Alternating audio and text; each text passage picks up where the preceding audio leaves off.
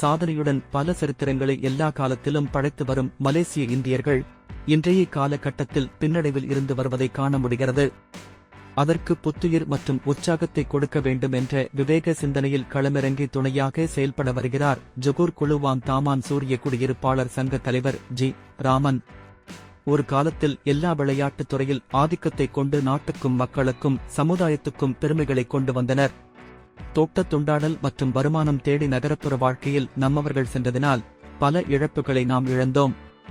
அதற்கு உயிர் கொடுக்கும் கடமை நமக்கும் எனக்கும் இருப்பதினால் என்னால் முடிந்த உதவிகளை செய்து வருகிறதாக சேவை செம்மல் ஜிராமன் குறிப்பிட்டார்.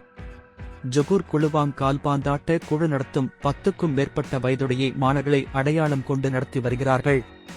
இது போன்ற விடா முயற்சியினை இந்த இயக்கம் தொடர்ந்து நடத்தி வந்தால் சிறப்பாக இருக்கும் என்றார் ராமன்.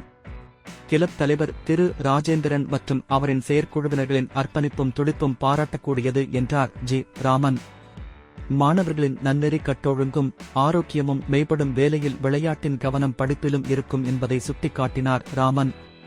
அதே வேளையில் உடற்பயிற்சியும் மனதறியத்தை கிடைக்கும் வேளையில் மாணவர்கள் தீயவழி சிந்தனையில் ஈடுபட மாட்டார்கள் என்றார் தலைவர் ஜி. ராமன்.